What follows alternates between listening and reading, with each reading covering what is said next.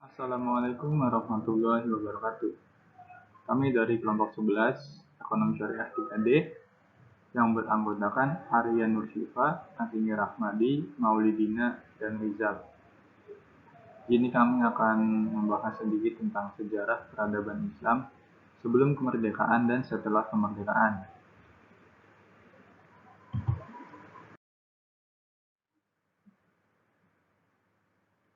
Yang akan kami bahas yaitu sebelum kemerdekaan ada masa kesultanan, masa penjajahan, lalu setelah kemerdekaan.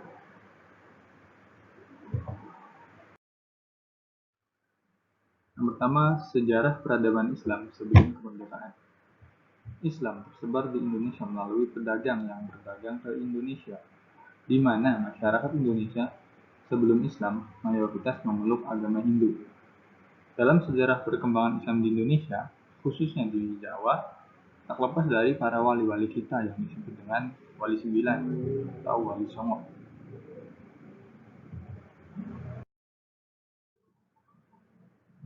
Masa Kesultanan. Pada masa Kesultanan, pertumbuhan agama Islam di Indonesia bermula di berbagai pelabuhan-pelabuhan penting di Sumatera, Jawa, dan pulau lainnya.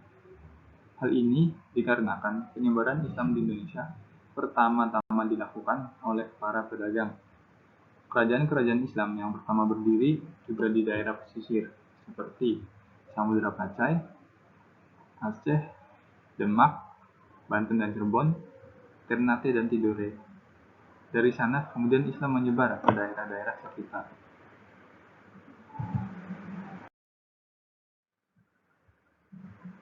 Pada masa penjajahan, dengan datangnya pedagang-pedagang barat ke Indonesia yang berbeda watak dengan pedagang Arab, Persia dan India yang beragama Islam, kaum pedagang barat yang beragama Kristen melakukan misinya dengan kekerasan, terutama dagang teknologi persenjataan. Mereka yang lebih unggul daripada persenjataan Indonesia. Tujuan mereka adalah untuk menaklukkan kerajaan-kerajaan Islam di sepanjang pesisir kepulauan Nusantara.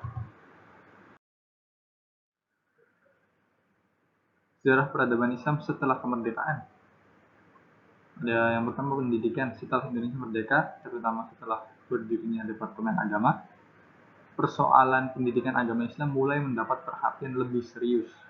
Badan Pekerja Komite Nasional Pusat dalam bulan Desember 1945 menganjurkan agar pendidikan madrasah diteruskan. Yang kedua, Majelis Ulama. Setelah Indonesia merdeka pertama kali, Majelis Ulama Indonesia didirikan pada masa Soekarno.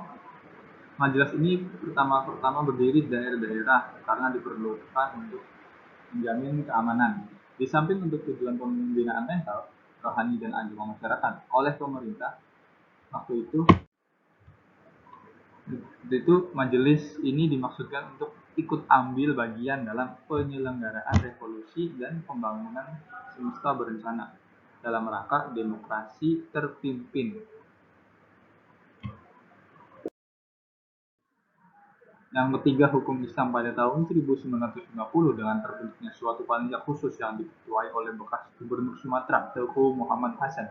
Di dalam hukum Islam diadakan usaha untuk mengundang-undangkan peraturan perkawinan secara nasional. Kemantapan posisi hukum Islam dalam sistem hukum nasional semakin meningkat setelah Undang-Undang Peradilan Agama diterapkan tahun 1989.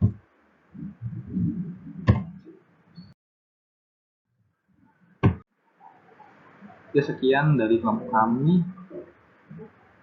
Kalau kalian bisa lewat diskusi. Kurang lebihnya mohon maaf. Terima kasih. Wassalamualaikum warahmatullahi wabarakatuh.